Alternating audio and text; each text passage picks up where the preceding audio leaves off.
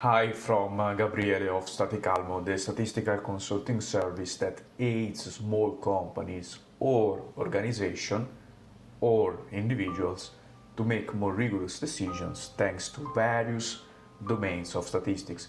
Today I want to talk about a topic that some years ago was hotter, and that is man-made global warming. We should specify industrial man-made global warming to give a more historical context to the phenomena. The goal of this video is to understand what drive the variable temperature global land according to the methodology of Berkeley with some variables, and you will notice that this video will explain it in much less time than a lot of sources out there, because it uses a methodology that is much more linear, but of course you can't compete with international studies and publications with such a methodology. First of all, I collected the data on fossil fuels consumption using the data of our World in Data. I created this column with a simple sum that sums the three sources of fossil fuels, that is gas or methane, oil and coal, and you notice that we have a step in the years. First it is 10, then it is 5, and then it is 1. This is the first problem with the dataset I created. Then I created a dataset for the volcanic eruptions called all eruptions, and since I have the raw data that have a, let's say, yearly frequency, I tried to match the frequency with the fossil fuel consumption. I got this data extracting them from the chart using a software I mentioned also in other occasions, and you can see that the data I got somewhat looks like the original chart, that is this one. It is not very precise, but it is not the goal of this video. This is our target variable, and this comes from a manual data collection because I couldn't do it with the software that extracts data from the chart, and we can see the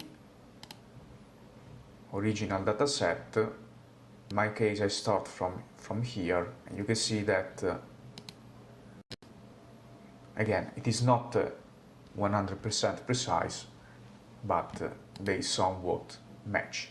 I put volcanoes because it is a common computation against the man-made global warming, but I couldn't put irradiance because, as you can see, it starts too late, so I didn't want to do a lot of imputation, that is inventing data. After this I put all the data here, and I moved to POSIT, that is a framework that uses R, but you can also use Python to write some code. On POSIT, the first thing I did after loading libraries and the data from the Google Sheet was the histogram of our target variable.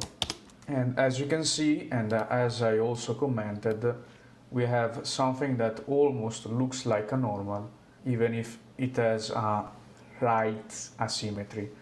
This is an important check to do if one wants to do linear correlation of Pearson. Let's see this one. I open a new tab because otherwise here you don't see the target variable because it is at the bottom right. And as you can see, this is, as I said, our target variable.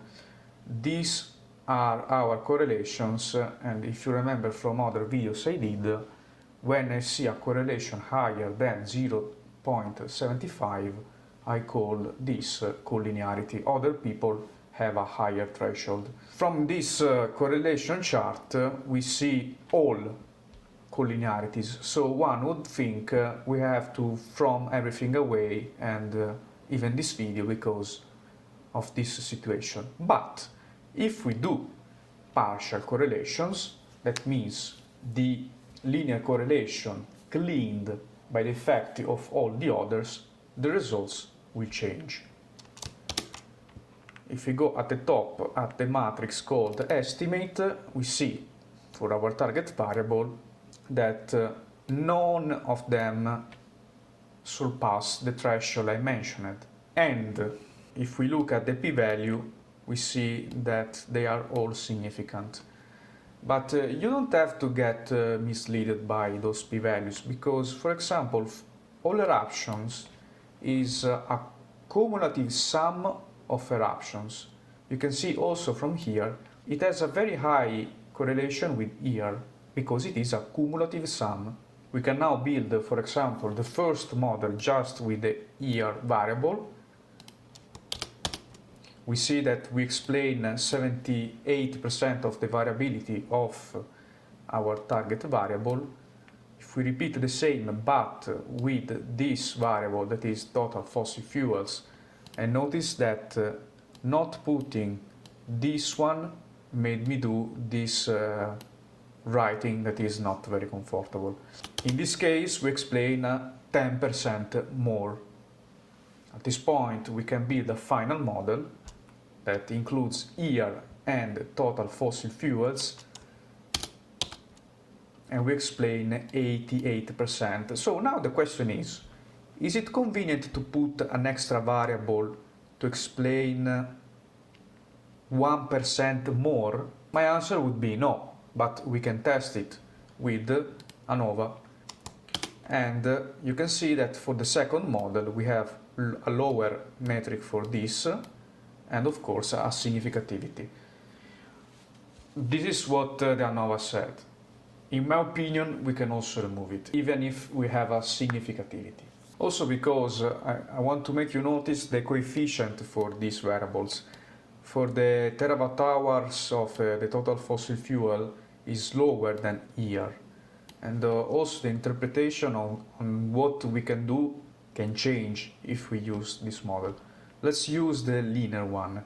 Reducing this kind of consumption by 1 unit would decrease the global land temperature by 1.4 per 10 to the minus 5. This means replacing coal plants, oil plants, gas plants with hydro, geothermal, nuclear and biomass plants.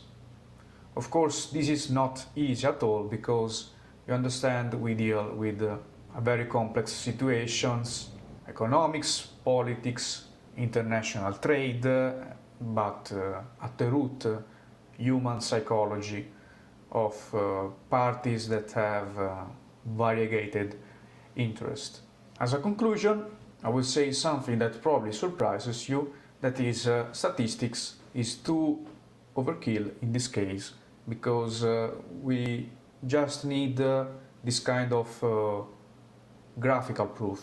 That is, since we know that the combustion of fossil fuels produces carbon dioxide, and we know that carbon dioxide is a greenhouse gas, the more the combustion, the more the concentration in the atmosphere and the more the greenhouse effect. And if in the last millennia we had this cycle, and with the Industrial Revolution humanity broke the natural fluctuation, the answer is clear. I'm not saying inferential statistics is useless, but sometimes you can answer in a more straightforward way with other disciplines that are still scientific, like chemistry. This is all for this video, and I hope you enjoyed it for its length. Bye, and see you the next time.